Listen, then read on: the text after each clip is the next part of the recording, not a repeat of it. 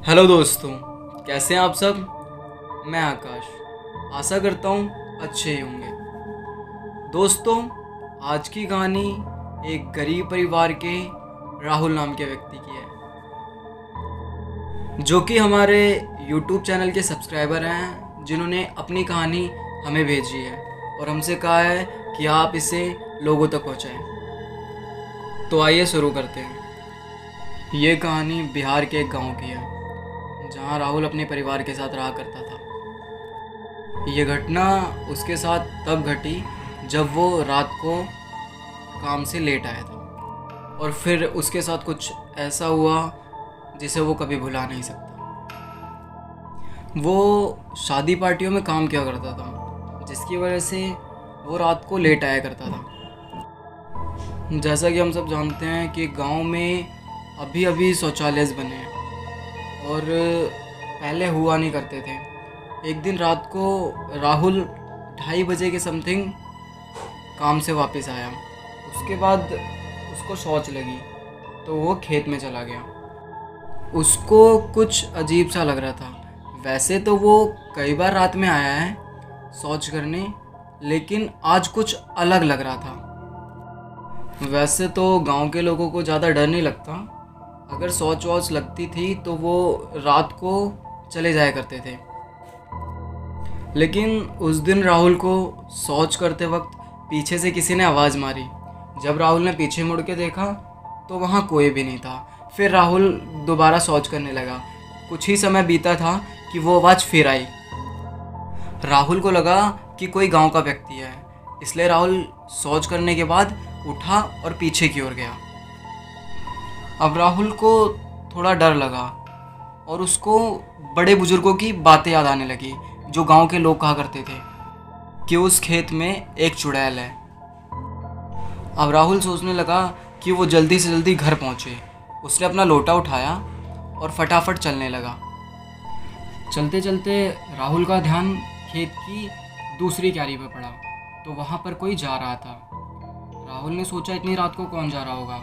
राहुल फटाफट उसके पास जाने लगा, लेकिन राहुल जैसे ही उसके पास पहुंचने वाला था, राहुल ने देखा कि वो कोई औरत थी, और ये शायद वही चुड़ैल थी जिसके बारे में गांव के लोग कहा करते थे।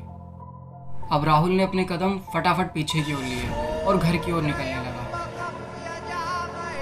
अब राहुल खेत के बाहर ही आने वाला था तो वो जो औरत थी उसके रोने की आवाज़ आने लगी।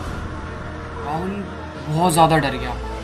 फिर थोड़ी ही देर बाद वो औरत हंसने लगी। अब राहुल और भी ज़्यादा डर गया। फिर उस औरत ने राहुल को कहा कि पीछे मुड़ वरना मार दूंगी। ऐसे ही उसने 3-4 बारी राहुल को कहा कि पीछे मुड़ वरना मार दूंगी। अब राहुल सब कुछ समझ चुका था। राहुल पीछे मुड़ता तो राहुल को पता था कि वो राहुल को मार देगी, इसलिए राहुल पीछे नहीं मुड़ा और फटाफट घर की ओर चलने लगा। और जैसे ही राहुल थोड़ा आगे बढ़ा तो सामने के एक पेड़ पर वो बैठी हुई थी और राहुल को देख के बहुत ज़्यादा हंस रही थी। अब राहुल को लगा कि वो मर जाएगा, लेकिन राहुल ने भगवान का नाम लिया और तेज़ी से घर की ओर चलने लगा। और घर पहुंचने के बाद उसने ये बात किसी को नहीं बताई, क्योंकि रात का समय था। अब जैसे ही सुबह हुई तो राहुल की तबीयत बहुत ज़्यादा ख़राब हो चुकी थी। अगले ही दिन राहुल के घर वालों ने डॉक्टर को घर पे बुलाया। डॉक्टर ने राहुल का चेकअप किया तो राहुल बहुत ज़्यादा वीक हो चुका था। डॉक्टर ने कुछ मेडिसिन्स लिखी और कहा कि राहुल के खाने पाने पे ध्यान दो। फिर ये बोलकर डॉक्टर चला गया। उसी रात राहुल के घर में नॉनवेज बन रहा था, तो राहुल की रसोई के बगल में एक छोटी सी खिड़की थी। जब राहुल की बहन नॉनवेज बना रही थी तो खिड़की के बाहर से एक आवाज़ आई कि मुझे हड्डी चाहिए। तो उसकी बहन ने बोला रुको, थोड़ी देर में देती हूँ। पर तुरंत ही उसकी बहन को याद आया कि यहाँ से कौन मांग सकता है, तो फटाफट खिड़की के पास गई और देखने लगी। इधर उधर देखा तो कोई नहीं दिखा, लेकिन अचानक से एक हाथ आया और उसकी बहन की गर्दन पकड़ के उठा दिया। और राहुल की बहन ने देखा तो वो हाथ बहुत ज़्यादा जला सा था, गंदा सा, जैसे कि किसी को जला दिया हो। राहुल की बहन ने अपने आप को छुड़ाने की बहुत कोशिश करी, लेकिन उस हाथ से वो छूट नहीं पा रही थी। फिर उस हाथ ने राहुल की बहन को पीछे की ओर ढकेल दिया, जिससे उसका सर दीवार पे लगा और वो बेहोश हो गई। और फिर बर्तन की आवाज़ सुन के राहुल की मॉम फटाफट किचन की ओर आई। तब उन्होंने देखा कि नॉनवेज की थाली में से कुछ हड्डियाँ और कुछ मांस गायब है। और राहुल की मॉम ने देखा कि उसकी बेटी बेहोश पड़ी हुई थी। अब राहुल के घर में कुछ असाधारण सा हो रहा था। अब राहुल की बहन को जब होश आया तो उसने अपनी माँ को सब कुछ बताया कि कैसे कैसे किचन के खिड़की से आवाज़ आ रही थी और मीट ना देने पर उसके साथ क्या क्या हुआ। फिर राहुल की माँ ने फटाफट गांव के ही एक ओझा को बुलाया। अब जैसे ही ओझा राहुल के घर आया तो ओझा ने देखा कि वहाँ पे कुछ असाधारण है। फिर ओझा ने राहुल की मम्मी से बोला कि आप मुझे पूरा घर दिखाओ। ओझा को पूरा घर दिखाया गया। जब ओझा राहुल के रूम में गया तो ओझा की नज़र राहुल के ऊपर पड़ी और फिर ओझा सब कुछ समझ गया। उसने राहुल की मम्मी से कहा कि मुझे आपसे अकेले में कुछ बात करनी है। अब ओझा ने राहुल की मम्मी को वो सब कुछ बताया जो राहुल के साथ पिछले दिनों घटा।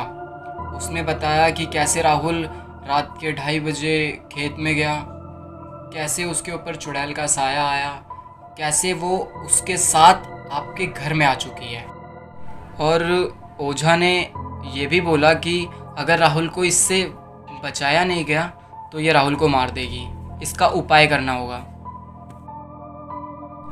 अब अगले दिन सुबह राहुल के घर में पूजा रखी गई। ओझा ने राहुल के साथ उसके पूरे परिवार को बैठाया। अब पूजा करी। उसके बाद ओझा ने राहुल के सर से एक कील ली और उसको घुमाया। 4-5 राउंड घुमाने के बाद ओझा ने उस कील पे चंदन लगाया और उस पर कलावा बांधा और वो कील ले जाकर उसी पेड़ में गाड़ी जिस पेड़ में राहुल ने उस चुड़ैल को देखा था। और ये भी कहा कि जिस दिन ये कील इस पेड़ से बाहर निकलेगी उस दिन राहुल की जान फिर खतरे में पड़ जाएगी। लेकिन कुछ सालों बाद राहुल ने वो खेत ही खरीद लिया जिस खेत में वो पेड़ था। लेकिन आज भी जब राहुल उस पेड़ के पास जाता है तो वो चुड़ैल राहुल को उस पेड़ के पास दिखती है, पर वो उसे कुछ कर नहीं पाती। हेलो दोस्तों, स्टोरी कैसी लगी? स्टोरी पसंद आई हो तो हमें कमेंट करके ज़रूर बताएं और ऐसी ही स्टोरी के लिए हमारे चैनल को लाइक करें, शेयर करें, सब्सक्राइब करें और बेल आइकन दबाना बिल्कुल ना भूलें। और माफ़ी चाहूँगा, इस बार स्टोरी थोड़ी लेट से आई है।